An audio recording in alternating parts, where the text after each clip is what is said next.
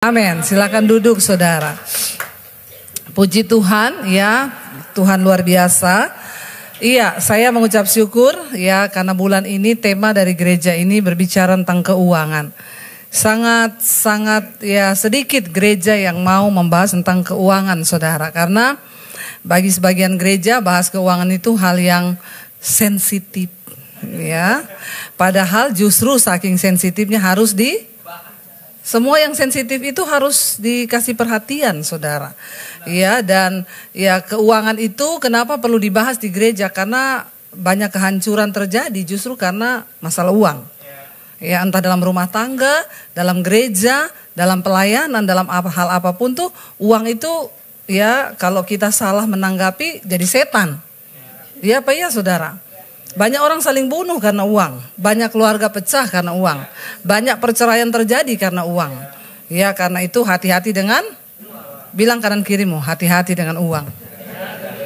Ya, saudara, ya saya bersyukur bahwa tadi pagi saya tanya tuh sama semua. Menurut saudara uang itu apa? Angkat tangan. Jangan jawab. Ya, menurut saudara uang itu apa? Jawab, jujur. Nggak usah dibuat-buat. Ya apa menurut saudara uang itu apa? Nggak usah pura-pura nggak tahu. Jawab aja apa yang ada di pikiran saudara. Menurut saudara uang itu apa? Ada orang di sini. Hello saudara. Ayo jawab. Itu di Google ada. Uang adalah alat untuk membayar. Ya itu jawabannya Google. Dari hatimu, menurut pendapatmu pribadi, uang itu apa?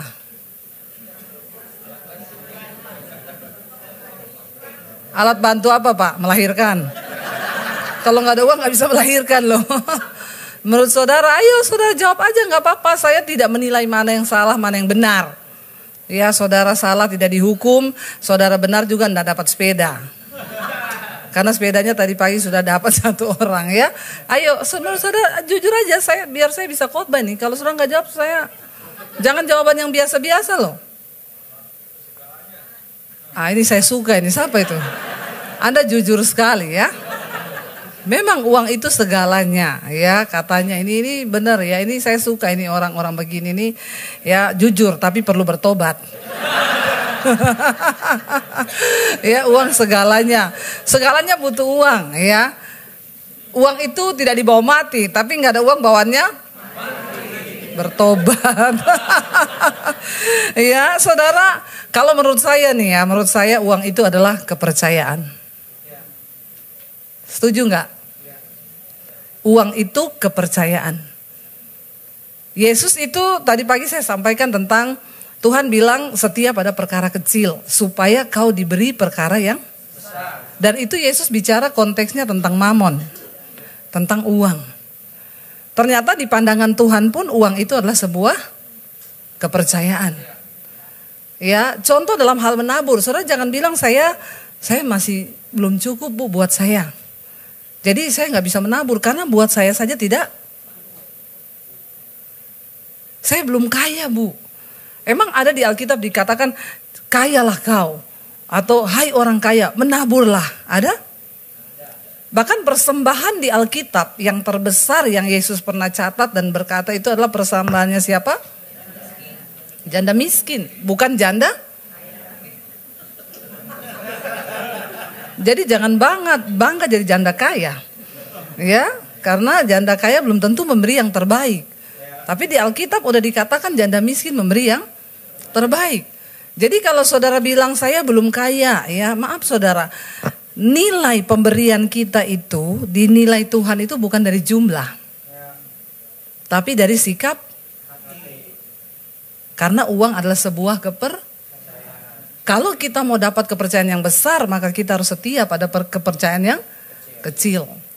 Ya saya bersyukur hari ini Tuhan memberkati keluarga kami. Dan saya tahu ya itu bukan karena kuat gagah kami, tapi itu hanya karena ketaatan pada firman. Karena ada upah bagi orang-orang yang taat melakukan firman. Saudara jangan hanya mau jadi Kristen sembarangan. Jadilah Kristen yang taat supaya Anda menerima upah. Ya, karena Alkitab bilang barang siapa berpaling kepada Allah, dia harus percaya bahwa Allah itu ada dan Allah akan memberi upah bagi mereka yang setia mencari Dia dan percaya kepadanya. Kalau kita jadi Kristen tapi tidak menerima upah, kasihan deh lu. Ya, capek nggak? Capek. Karena jadi Kristen tuh nggak enak. Ada yang bilang enak jadi Kristen? Ikut Yesus enak nggak? Nggak enak. Kalau saudara masih bilang enak, berarti kau belum sungguh-sungguh ikut Tuhan. Saya bilang nggak enak. Ikut Tuhan ini daging harus mati di dalam ketaatan pada firman, dan itu nggak mudah. Kalau ada yang bilang mudah, saudara belum sungguh-sungguh jadi murid Kristus. Ya, karena lagi bicara uang, jadi saya banyak kesaksiannya tentang uang. Kalau soal uang tuh, wah kami ini paling mengalami Tuhan lah dalam hal keuangan kami. Saya ingat waktu dulu kami masih, saya nggak mau bilang miskin, tapi pas-pasan. Ya, waktu itu saya masih tinggal numpang di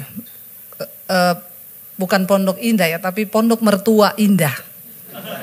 Ya, seindah-indahnya rumah mertua tetap tidak indah.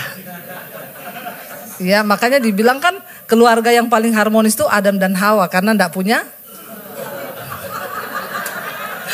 Bertobat ya. Kalau kita bisa mengelola, sebenarnya hidup dengan mertua itu indah loh, amin. Ya, asal kita ya rajin-rajinlah memberi sama. Jangan tertawa, bilang amin. Ya, kalau ada mertua yang galak, ya itu pasti menantunya kurang beri-beri sama mertua. Siapa yang bilang betul ya, Bapak ya? Betul. Wah, curcol ini. Saudara, jadi ya satu kali saya itu waktu kami masih numpang di rumah mertua, lalu ya keadaannya serba terbatas, saya baru punya anak satu. Saya ingat banget kita tinggal punya uang 50.000. Zaman itu 22 tahun yang lalu, anak saya masih baby yang pertama.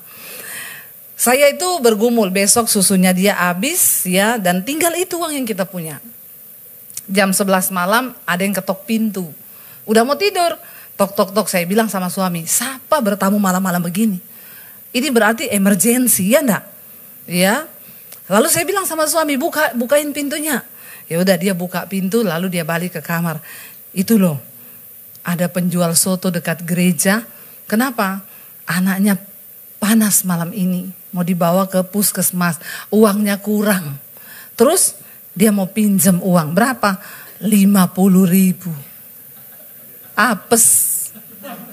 Saya bilang, kok yo pasmen toh. Bo yo pinjam 25. Ya iya toh, biar bisa dibagi 2. Saya tanya jujur sama saudara, jujur. Kalau saudara yang mengalaminya, tinggal punya uang 50.000, dipinjem 50, saudara kasih enggak? Enggak, jangan buru-buru jawab, jangan. Pikirkan dan renungkan dulu, saya tunggu ya. Saya tunggu 1 menit. Cepat. Pikirkan dan renungkan. Dikasih enggak? Ya, Pak Yosua jujur. Tidak dikasih, yang lain? Enggak usah pura-pura sok rohani. Dikasih apa enggak? Ampuni mereka Tuhan. Sepakat semuanya enggak kasih. Ya, tadinya saya juga begitu. Itu tandanya kita masih manusia daging. Saya bilang sama suami, berhikmat. Itu kan bahasa yang kita sering pakai toh. Padahal karena pelit. Tapi berhikmat. Saya bilang besok anak kita susunya habis. Tinggal 50.000 uang kita, kalaupun kasih ya separuh aja. Karena saya punya prinsip gini, kalau orang udah pinjem, saya enggak akan harap ganti. Makanya kalau kasihlah sesuai takaran imanmu. Jangan kau kasih yang melebihi takaran imanmu, nanti kau berdosa. Tagih utang di sosial media. Orang Kristen itu banyak. Gaya sih oke, bayar dulu utang. Tuh banyak itu saya lihat, statusnya nggak jadi berkat, ya tagih utang di media sosial, tahun berganti tahun, utang tahun lalu belum dibayar. Ngapain lo nyindir-nyindir begitu? Orang dia aja dikejar debt collector, nggak tersinggung, apalagi cuma statusmu di Facebook. Makanya kalau kasih pinjam sesuai takaran iman, nggak usah harap ganti supaya tidak berdosa. Ya dia pinjam 4 juta, takaran imanmu 2 juta, kasih, relakan. Ya minggu depan balik lagi, jangan kasih. Loh iya enggak? Itu berarti sudah memanfaatkan kita. Ya, kita harus jadi orang yang bermanfaat, tapi jangan mau Lalu saudara, dia pinjam, saya bilang sama suami, enggak lah besok susu anak kita habis kok. Suami saya bilang gini, aku terserah kowe. Nek kowe ngomong kasih, tak kasih. Nek ndak, yo ndak. Dia cari tempat aman. Ya supaya kalau ada dosa, dosanya di saya. Saya tahu begitu ya. Kaum Adam itu begitu. Akhirnya saudara, ya saya... Ya udahlah saya bilang ya gimana ya, akhirnya saya kan tertuduh juga. Saya bilang saya berdoa sih no ya. Jangan lama-lama itu anaknya udah demam loh. Saya tanya Tuhan, tiba-tiba ayat bicara. Tuhan tuh bicara, saudara jangan bayangkan Tuhan tuh nggak usah ya, itu sesat. Ya Tuhan tuh nggak harus begitu. Ayat yang pernah kau baca itu diingatkan. Tuhan kalau bicara nggak keluar dari firman. Ya kalau udah keluar firman tuh sesat. Apalagi tunggu asap-asap muncul. Ya tiba-tiba muncul. Tuhan kau kayak itu. Bukan, aku anggur cap orang tua. Ya pemabuk sih ya. Yang muncul anggur cap orang tua. Ayat muncul saudara di hati saya. Kesusahan sehari cukup untuk sehari. Besok ada kesusahannya sendiri. Saya bilang sama suami, ya udah ya. Jangan menahan kebaikan dari orang yang patut menerimanya. Karena Allah yang menyediakan benih untuk penabur. Kamu hanya penabur benih dari Tuhan. Ya udah saya bilang sama suami, kasih aja lah. Ya saya udah nggak mau pusing lah, biar kasih aja terserah. Ya dia bilang minggu depan dia ganti, nggak usah harap ganti. Ya udah dikasih sama suami saya. Haleluya, besok nggak boleh ngeluh nggak punya uang. Besoknya suami saya bilang, aku ada pelayanan ini, mau ikut nggak? Ya, dia waktu itu kan main musik. Saya bilang daripada bete di rumah, ya mending ikut aja, lumayan dapat makan gratis. Waktu itu di Solo acara full gospel. Ya udah saya ikut saudara. Anak saya waktu hari itu tak kasih minum teh, sama itu loh masak nasi, air berasnya itu dikasih gula dikit, dia minum, ya, tetap ada gizi lah ya. Udah saya ikut ya. Waktu saya duduk di persekutuan itu ada bapak-bapak orang kaya masuk. Saya begitu lihat mukanya ada suara di hati ini. Nanti bapak ini akan memberkati kamu. Langsung saya tengking diri saya, dalam nama Yesus mata duitan. Lu biasa begitu saudara. Nggak ada duit lihat orang kaya. Udah ya langsung muka berubah jadi celengan babi. Pengen diisi toh. Ya, belum lagi nanti ketemu, iya Pak doakan ya. Kita ini susah. Kalau ada yang begitu jangan dikasih. Ya itu udah enggak benar itu. Saya tengking diri saya sendiri loh. Dalam nama Yesus. Mata duitan. Gara-gara gak punya uang. Lihat orang kaya langsung kepengen diberkati. Tapi suara itu bicara terus. Akhirnya saya bilang gini. Kalau ini dari Tuhan terjadi. Kalau enggak. Aku abaikan. Saya duduk selesai ibadah. Udah makan. Enggak terjadi apa-apa. Sampai pulang di pintu itu loh salaman. Begitu salaman, Pak kami pamit dulu ya. Dia pegang tangan saya langsung gini, tunggu dulu, Tuhan suruh saya berkati kalian loh. Kita gak lama loh gak ketemu, saya gak pernah dengar kabarnya kalian. Sini saya doakan. Saya bilang oh berkatnya. Doa bukan doi. Kan berkat dua tuh, doi sama doa tuh. Ya udah saya didoakan berdua. Oh iya Pak terima kasih. Tunggu dulu. Tuhan kuat suruh saya berkati kalian. Tunggu ya. Dia ambil dompetnya. Semua yang ada di dompet saya disuruh kasih sama kalian. Zaman 23 tahun lalu saudara. Dia buka dompet ini ada uang 750.000. Tuhan suruh kasih ke saya semua ke kalian. Terus saya tanya. Lah nanti Bapak pulang naik apa? Kalau Bapak kasih saya semua terus Bapak gimana pulangnya? Ya apa saya pinjemin 50.000 Pak?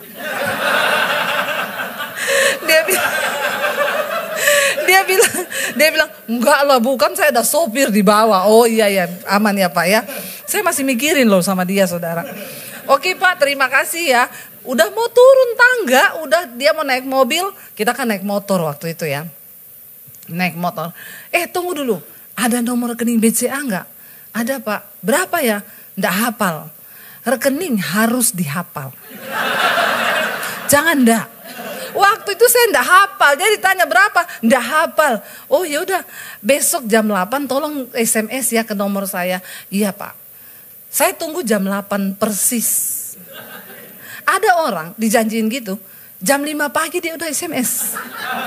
Jam 8 pagi dia tanya, udah transfer Pak? Ini kan kebangetan, ini baru mata duitan. Jadi orang yang mau berkat itu kayak dikejar-kejar utang saudara. Udah transfer. Saya model begitu nggak jadi saya transfer pasti. Saudara, akhirnya jam 8 saya kasih Pak ini nomor rekening Bapak tadi malam minta. Oh iya terima kasih. Jam 10 dia telepon. Ibu sama Bapak di mana? Di rumah. Bisa ke bank BCA yang dekat sini? Oh iya Pak. Ya saya cuma mau kasih tunai aja karena saya mau sampaikan sesuatu. Kita ketemu, dia pegang amplop coklat. Bu, ini saya enggak tahu ya. Tapi ini Tuhan suruh loh, saya baru kali ini begini loh. Jangan terima kasih sama saya ya, sama Tuhan ya. Ini saya disuruh Tuhan, ada uang 10 juta. Nggak tahu, Tuhan gerakan itu 23 tahun lalu saudara. 10 juta itu, DP rumah aja 5 juta. 10 juta banyak nggak? Banyak. Dia kasih saudara. Ya, saya itu waktu pulang, saya bilang sama suami gini. Tadi malam, kalau kita nggak pinjemin Bapak itu uang 50.000, mungkin kita nggak lihat mujizat ini hari ini. Lo bener nggak saudara? Kemurahan Tuhan itu terjadi. Ya, karena ada alasan. Ingat ya, berkat Tuhan, kasih Tuhan itu tidak bersyarat. Saudara bikin dosa, saudara minta ampun, diampuni sama Tuhan karena dia mengasihi. Ya, tapi berkat itu ada syaratnya. Alkitab berkata, ya kalau kita berjalan di dalam barisan depan kita kebenaran, maka kemuliaan Tuhan mengikuti. Yesus bilang, carilah dahulu kerajaan Allah dan kebenarannya, semua akan ditambahkan. Amin. Jadi Bapak Ibu jangan cuma tepuk tangan toh ya. Orang Kristen tuh kalau tepuk tangan pinter kenceng. Ya tapi gak disimpan di hati, pulang lupa semuanya, gak dilakukan. Ya gak penting tepuk tanganmu itu, yang penting taruh di hati, lakukan. Jadi saya melihat gini, tidak mungkin kita ini kalau dianggap Tuhan gak setia dalam perkara kecil, bisa dikasih perkara besar tuh gak mungkin. Kenapa saudara? Saya pengen kita baca ayat dulu yuk. Ya, kenapa kita harus setia dalam perkara kecil dan harus ya dalam hal uang ini harus hati-hati. Ya, kita baca bersama dulu firman Tuhan berkata begini, Pengkhotbah 5 ayat yang ke-10 saudara. Pengkhotbah pasal yang ke-5 ayat yang ke-10, kita baca dengan suara yang keras ya, tolong baca Alkitab. Saya tahu banyak yang tidak baca Alkitab ini. Jadi di gereja kita baca sama-sama, sudah baca? Pengkhotbah 5 ayat 10, 1, 2, 3. Siapa mencintai uang tidak akan puas dengan uang.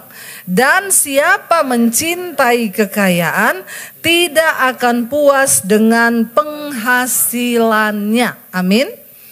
Siapa mencintai uang, dia tidak akan puas dengan uang. Dan siapa mencintai kekayaan tidak akan puas dengan penghasilannya. Berapapun penghasilan yang didapat tetap tidak puas.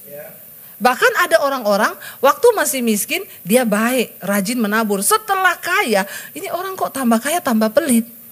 Ya, karena dia ya mencintai kekayaan. Jadi tidak pernah puas dengan penghasilan. Siang jadi malam, malam jadi siang. Tadi pagi saya sampaikan tentang kalau kita ini cinta uang saudara, kita habiskan banyak waktu untuk berburu uang. Kita lupa keluarga, kita lupa kesehatan. Sampai akhirnya banyak orang kehilangan arti karena dia salah memandang uang itu. Ya. Keluarga hancur. Tadi pagi saya sampaikan, menjadi orang yang diberkati dengan orang kaya itu dua hal yang berbeda. Karena kekayaan saja belum tentu datang dari Tuhan. Ya, saudara ke Gunung Kawi bisa kaya, bisa. Tapi Anda tidak diberkati. Ya, karena banyak orang kaya tapi tidak diberkati. Hidupnya nggak ada damai sejahtera, marah-marah tiap hari. Uangnya banyak tapi tiap hari marah. Uangnya banyak tiap hari stres. Ya, uangnya banyak. Saya pernah makan sama pengusaha kaya, makan marah-marah terus, saudara. Saya makan enak, yang bayar dia lagi. Ya, tapi dia, halo, kan saya sudah bilang itu, atur dong. Bagaimana caranya sih? Tutup. Baru mau makan, itu gimana? Kamu telepon dong si ini. Saya bilang, Pak, maaf ya, Bapak itu kaya, tapi tidak diberkati. Jadi Bapak perlu berdoa supaya menjadi orang yang diberkati. Ya, kalau saudara kaya, maaf, setan juga bisa kasih kekayaan kok. Semakin Anda buru, Anda bisa semakin dapat. Tapi Anda makin jauh dari Tuhan, jauh dari keluarga. Karena itu uang tidak bisa menjadi jaminan kebahagiaan dalam hidup manusia. Ya, saudara besarkan anakmu dengan uang tok, ya makanya anak-anak narkoba. Ya, mereka jatuh dalam pergaulan yang tidak benar. Ya, karena kau pikir uang adalah Tuhan. Dalam hidup ini, saudara, kalau kita menganggap uang itu sebagai sebuah kepercayaan, maka kita harus berhati-hati. Karena dengan jelas dikatakan di sana tadi, barang siapa mencintai uang, tidak akan puas dengan uang. Semakin banyak dapatnya, dalam nama Yesus, tidak keluar-keluar lagi. Kalau sudah masuk, pantang keluar. Orang kikir tidak mendapat bagian dalam kerajaan sorga. Saudara nggak bisa masuk sorga kalau kikir. Ya, kenapa hidup kita sering terkutuk? Banyak orang Kristen itu hidupnya terkutuk tapi dia nggak sadar. Ya, orang yang kaya di hadapan Tuhan tidak pernah dinilai dari berapa banyak yang saudara miliki, tapi berapa banyak yang saudara bisa tabur. Saudara, itu ketika saya masih pas-pasan diuji Tuhan. Cuma punya 50.000 sama Tuhan disuruh kasih 50.000. Itu ndak gampang. Tapi kami lulus ya. Berapa bulan yang lalu kami ini sudah diberkati. Tadi pagi saya banyak cerita bagaimana Tuhan memberkati kami dengan hal-hal yang supranatural. Ya, dalam hal keuangan. Dan banyak generasi sekarang tidak lagi percaya dengan mujizat. Ya, sangat disayangkan kau ikut Tuhan, tapi kau tidak percaya hal-hal yang tidak masuk akal itu Tuhan sering kerjakan dalam hidup kita. Kalau kau cuma berjalan dengan kekuatan pikiran, andalkan ijazahmu, mati saudara, mati. Ya, kenapa? Tantangan zaman semakin luar biasa. Sekarang yang namanya AI itu menggantikan semua kepintaran manusia. Ya, cipta lagu bisa tinggal pakai AI, suruh apa desain rumah. Ya, tolong desain saya rumah ukuran segini-segini, keluar saudara, nggak bayar. Cuma bayar aplikasinya doang kan. Tapi kita lihat sekarang tenaga manusia banyak digantikan sama robot. Ya, bahkan istri-istri juga di Jepang sudah diganti sama robot. Ya, pria Jepang menikah dengan robot setelah 8 kali bercerai. Ditanya, "Kenapa kau menikah dengan robot?" Istri itu cerewet, ngabis-ngabisin duit. Makanya saya nggak mau. Saya pilih nikah sama robot. Diem, nggak cerewet. Tapi kalau korslet, mati kau. Karena sekarang robot di Jepang didesain canggih, bisa berhubungan loh. Bener-bener kayak manusia. Ya, tapi kan ya inilah ya saudara. Jadi kita kalau cuma andalkan kekuatan kita nggak bisa. Kita perlu Tuhan, kita perlu kejar kepercayaan dari Tuhan. Waktu kita dapat dipercaya, Tuhan berikan hal-hal yang supranatural. Tadi siang saya bersaksi, kami dikejar debt collector, nggak bisa bayar rumah. Secara ajaib Tuhan menyelesaikan dengan caranya. Apa yang saya lakukan? Cuma nangis di kaki Tuhan. Tapi kalau orang-orang sekarang dengar enak banget ya, cuma berdoa. Kok yo bisa? Lah kau nggak percaya, makanya nggak terjadi. Amin. Waktu kau percaya ada satu kuasa yang sanggup menyelesaikan setiap masalahmu yang tidak bisa lagi kau pikir dengan kekuatan manusia. Di sana saudara ada tangan yang bekerja tanpa batas di luar pikiran dan jangkauan manusia. Saya tuh kalau mau cerita mujizat Tuhan terlalu banyak dan terlalu wow. Ya, ketika saya bangun studio saudara, Di tengah masa pandemi yang tadinya kami mau jual rumah enggak jadi, akhirnya kami beli rumah. Ya, dari yang mau jual rumah, Tuhan berkati jadi beli rumah. Ya, lalu kami beli rumah 2, 1 buat studio, 1 buat tinggal. Waktu pembangunan rumah selesai, kami beli sebelahnya untuk studio, saudara, buat syuting. Ketika lagi pembangunan studio ini, ya suami saya panggil satu kenalannya, ya anak Tuhan juga untuk percaya sebagai pemborong. Ternyata ketika bangun, saya terakhir store uang 300 juta untuk beli keramik segala macam, keramiknya nggak dibeli. Saya sudah curiga. Akhirnya ketika kami tanya, dia bilang nota hilang semua. Lo gimana kok bisa kerja nota nggak ada, kan kamu harus bertanggung jawaban. Ya nanti saya cari-cari dulu. Lah terus sekarang mana? Ayo saya antar ke toko keramik. Duitnya nggak ada dan ternyata ditinggal begitu saja. Uang nggak ada yang kembali 1 sen pun. Uang saya terakhir 300 juta itu dibawa sama dia. Saya marah, saudara. Saya bilang sama suami, kenapa juga kamu pakai orang itu? Akhirnya kita jadi berantem. Ya, uang ini memang setan, saudara. Ya, kami jadi berantem. Saya nggak bisa berdoa, saya salahin suami. Jadinya kita juga sudah nggak bisa berdoa. Satu saat saya tanya sama Tuhan. Ya, dia saya WA, mana uang saya, kembaliin ya, saya nggak mau tahu, kamu tuh terkutuk kalau kamu bawa lari uang saya gini. Belum tahu dia. Pendeta juga manusia, punya rasa, punya hati, jangan samakan dengan pisau belati. Saudara, akhirnya saya WA dia, balikin uang saya ya, kamu cicil nggak apa-apa, gini. Kehilangan damai sejahtera. Akhirnya saya duduk di kaki Tuhan satu kali, Tuhan, kenapa kau izinkan ya? Saya ini kan buat studio syuting loh.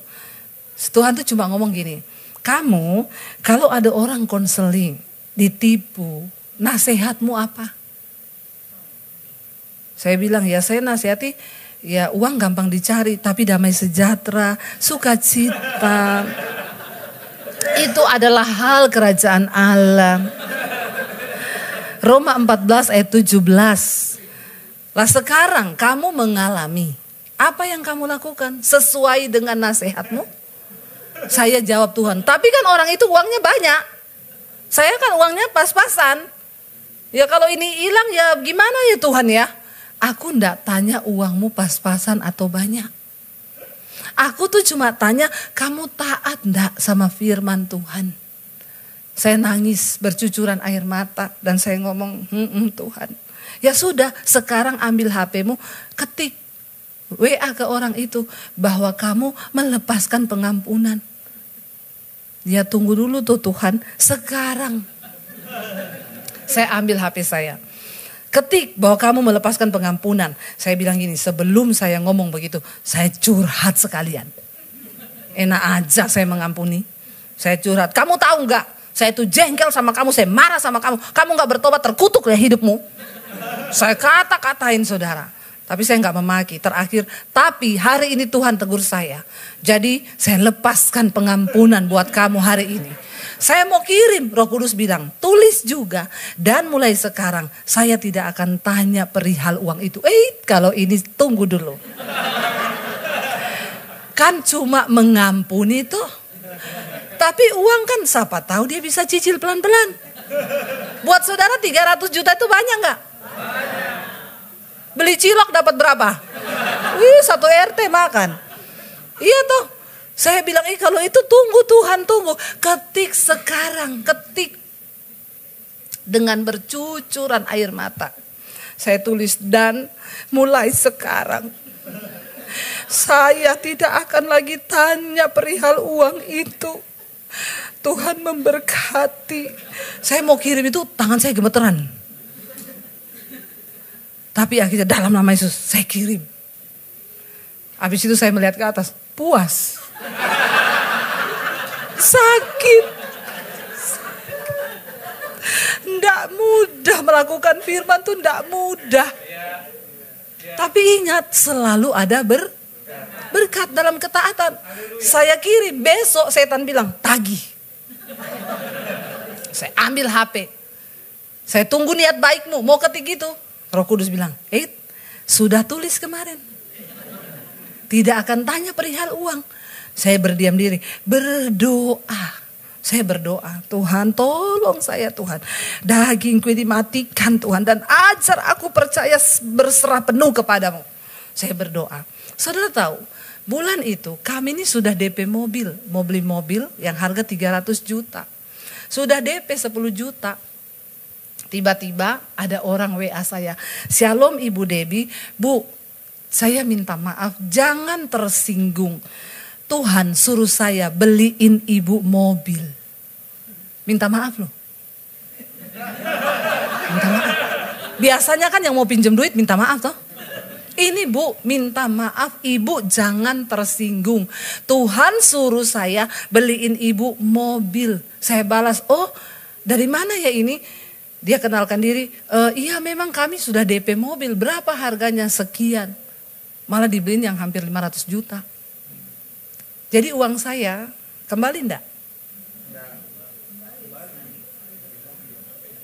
Kembali tuh, kan saya harusnya keluarin 300 juta tuh. Enggak jadi kan, dibayar mobil. Tidak sampai di situ. Berapa minggu kemudian ada yang telepon nangis-nangis. Bu, terima kasih Bu, saya diberkati lewat khotbah Ibu. Saya ini orang Katolik Bu. Enggak di Jakarta tinggalnya. Saya dari kota ini Bu. Saya bertobat dengar channel Ibu. Ibu, Tuhan bilang Ibu harus siaran terus. Oh, memang. Jangan berhenti Bu, karena kami diberkati Bu. Saya ini Katolik tapi saya ngikuti terus dan saya bertobat. Ibu studionya harus bagus. Ibu lagi ada proyek apa? Saya nggak pernah cerita loh soal studio itu. Saya tidak pernah cerita kalau kami lagi bangun studio. Saya bilang, oh iya memang kami lagi bangun studio sekarang. Tapi ya puji Tuhan lagi tahap renovasi. Sudah beli tanahnya, sudah lunas semua, tinggal renovasi. Dia bilang, Bu, berapa biaya renovasinya? Ibu bisa foto? Saya bilang sama suami, ini lagi pandemi gini. Ada orang sok-sokan tanya, berapa biaya renovasi? Emang kalau saya kirim, dia mau bayar. Kita renovnya habis 850 juta. Ya, saya bilang, ya suami saya bilang, ya kan dia cuma suruh foto aja. Bu, tolong foto proposal yang ke tukang. Saya bilang, enggak usah Bu, kami juga enggak bayar langsung kok, cicil-cicil aja. Ya, Bu bisa nggak foto? Terus suami saya bilang, orang cuma suruh foto tuh aja, terserah dia mau kasih atau tidak. Malas banyak orang PHP hari ini. Ya, pemberi harapan palsu.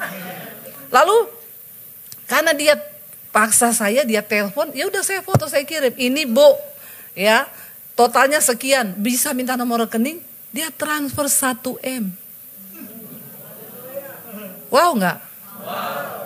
Ini kisah nyata. Tidak direkayasa. Orangnya ada.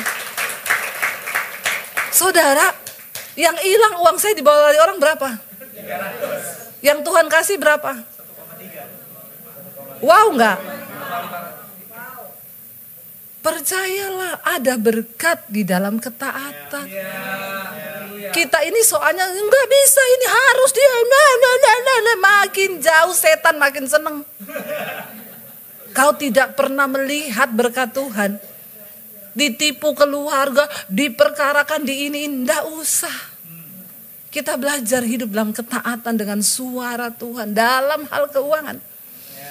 Ketika saya lepaskan pengampunan, Tuhan bilang siapa yang cinta uang nggak akan pernah puas dengan uang.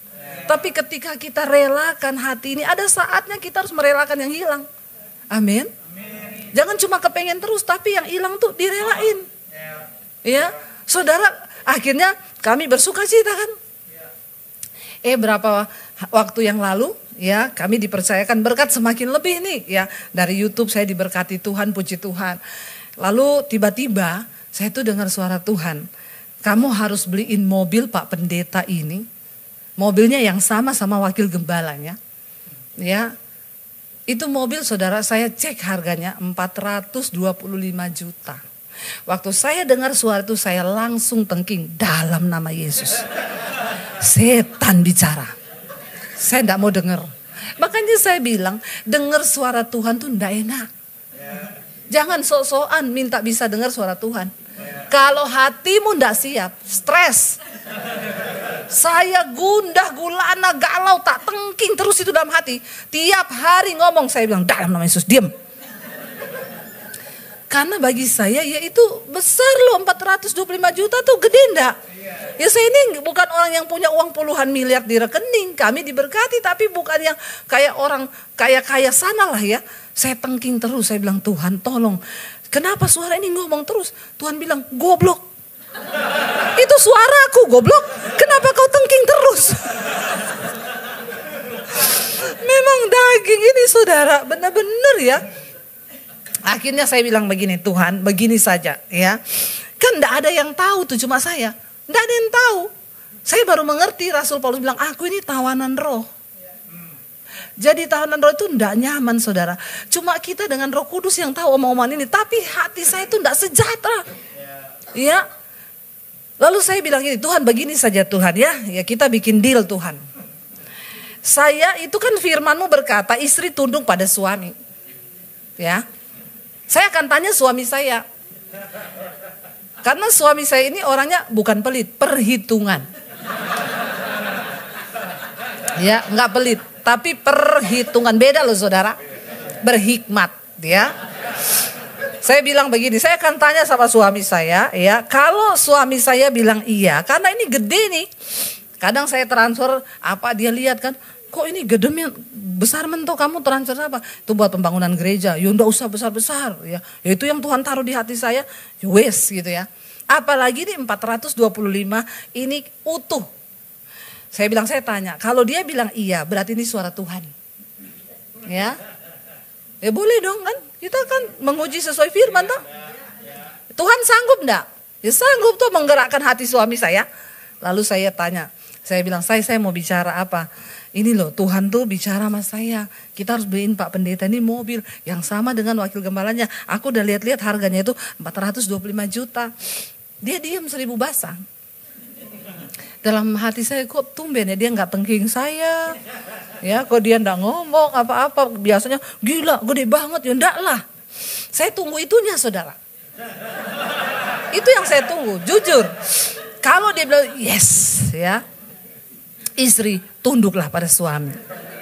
Lalu saudara saya tunggu. Dia gak ngomong, saya bilang ngomong cepat karena aku ini lagi minta tanda sama Tuhan loh. Ngomong. Dia bilang gini, tahu enggak, aku udah dari bulan Januari lalu disuruh Tuhan. Tapi tak diemin. Saya baru oh jadi karena kau tuli. Makanya Tuhan kasih tahu saya. Ternyata waktu dia itu bawa Pak Pendeta itu di mobil kita, di situ Tuhan udah ngomong kamu harus beliin Pak Pendeta itu mobil. Dia diemin suara itu. Bisa loh dari Januari sampai ke Juni. Bayangkan saudara, dia tahan itu suara. Saya bilang kok yo kamu tega ya bener-bener ya. Kok yo diemin Roh Kudus loh. Akhirnya Tuhan ngomong. Lalu saya bilang sama dia, ya udah berarti kita nggak bisa tahan lama-lama lagi. Yowes ya. 425 deal. Ya udah. Waktu itu kita lagi di Makassar pelayanan. Tiba-tiba pendeta itu di grup kita kirimkan foto makan kepiting Makassar. Kita ada grup pendeta. Dia balas gini, saya lagi di pinggir jalan makan McD sama istri. Lu kok di pinggir jalan Pak Pendeta? Mobilku mogok. Langsung saya bilang sama suami, berdosa kita ini. Pendetanya sudah mogok di pinggir jalan karena naik mobil tua. Jadi saya bilang, ya udah deal ya. Saya telepon lah ya dealer mobil di Semarang karena dia di Semarang. Ada teman saya pengusaha. Apa Bu? Nih loh Pak, kita ini disuruh Tuhan beli mobil. Saya kagum loh. Baru ini loh ada pendeta beliin mobil pendeta.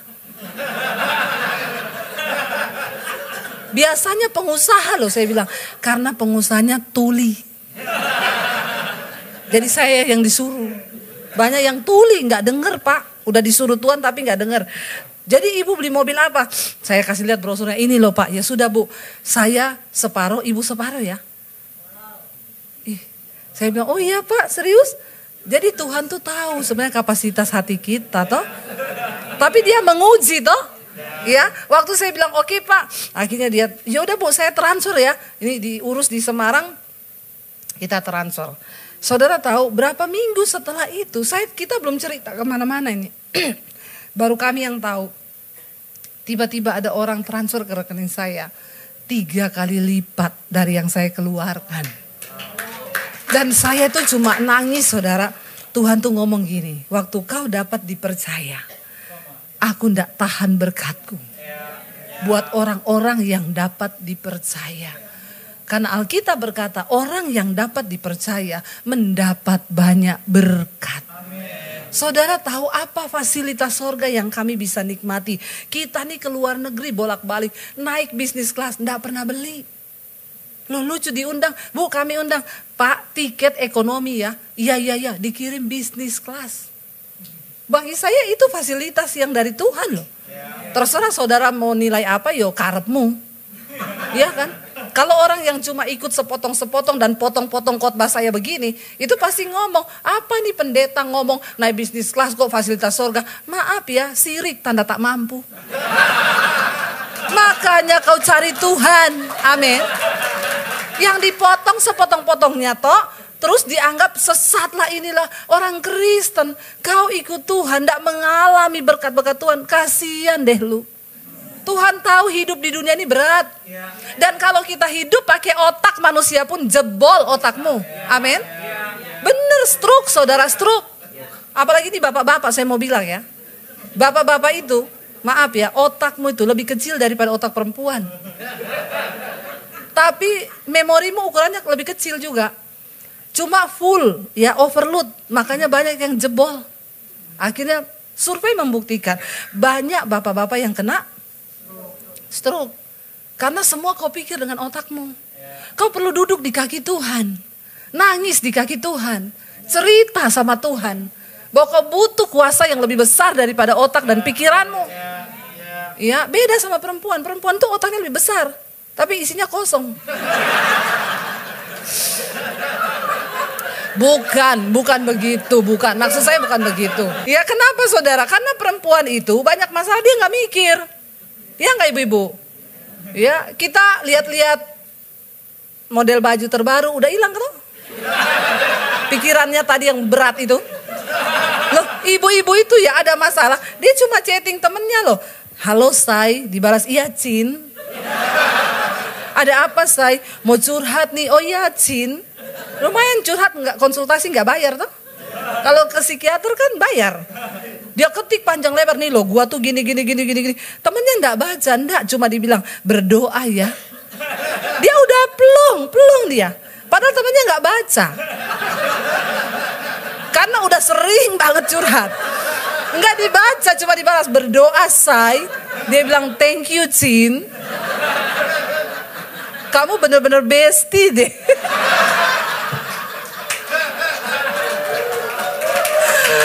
Nggak usah tepuk tangan. Bener nggak saudara? Tapi waktu dia curhat itu emosinya sudah terlampiaskan. Nah laki-laki mana ada sih Pak Yosua? Hai Cin. Terus dibalas iya Say. Iya pasti deh. Fix tulang lunak.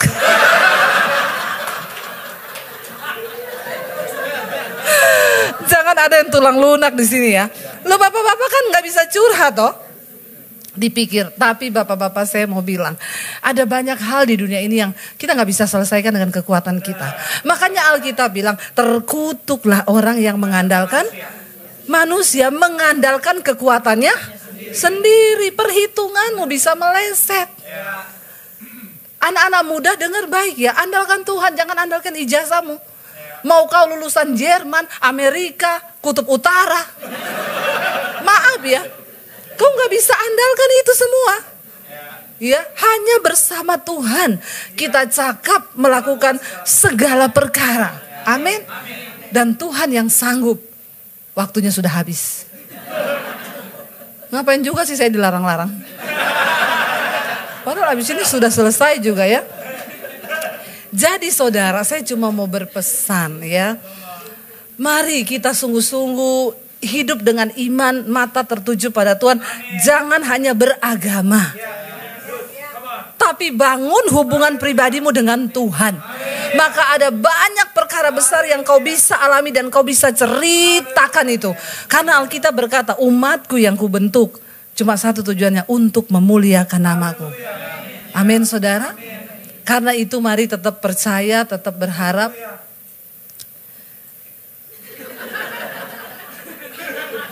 Mereka ini selalu mengintimidasi. Ya, jadi